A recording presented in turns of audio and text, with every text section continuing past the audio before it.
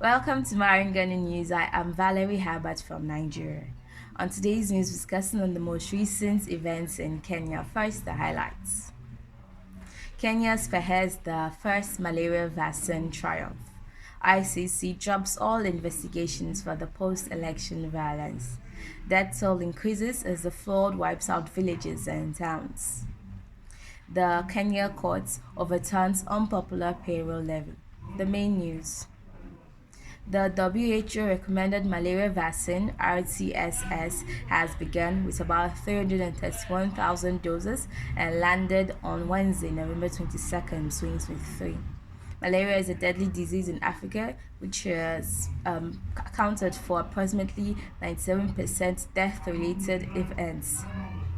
The introduction of this vaccine into the immunization program will require lots of needed facilities, which includes training for healthcare workers, good infrastructure, where to store the vaccine, and indeed good community engagement and demand.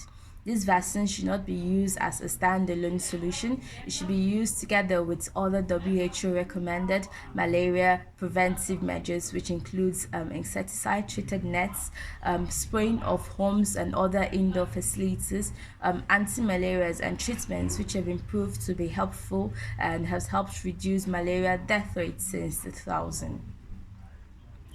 About 1.7 billion vaccines are expected to be delivered in Benin Republic, Sierra Leone, and Niger within the following weeks. This shows that most countries are preparing for this vaccine to be introduced into their immunization program. It's expected that by the first quarter of 2024, the first dose of this vaccine will be administered. The international ICC Deputy Chief Prosecutor has dropped all investigations for the post-election violence in Kenya of the 2007 election. The 2007-2008 post-election violence caused a deadly threat, killing about 1,200 people and leaving about 600,000 to be homeless. The suspects for this charge were charged for crimes against humanity, including murder and deportation.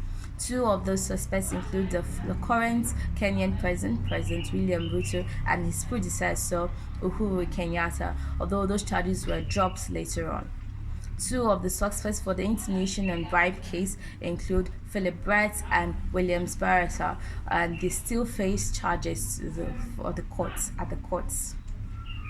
The ICC Deputy Chief Prosecutor made the decision to drop these charges, which brings an end to a 13-year legal case which included plenty Kenyan politicians.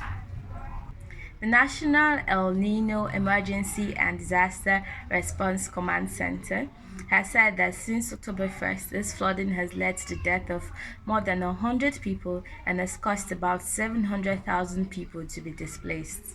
This flash flooding in the northeastern part of the country has blocked out roads and bridges and has wiped out villages and towns. The Interior and International Administration Principal Secretary told the press that 10 tons of food and food assorted items have been delivered to Waja County, which had one of the most hits on Thursday. The impact of this El Nino weather phenomenon has been destructive and deadly even in Somalia and Ethiopia.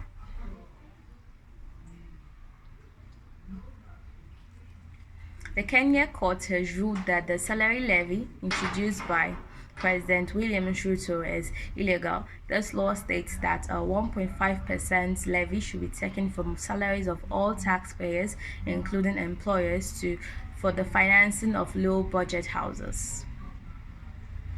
The three judges in Nairobi High Court ruled that this measure was not part of a legal framework and that the exclusion of informal workers is discriminatory and irrational. This levy is part of a budget bill introduced that brings new taxes for Kenyans to pay with the backdrop of inflation. Well, this is Ghana News, and I am Valerie Herbert from Nigeria.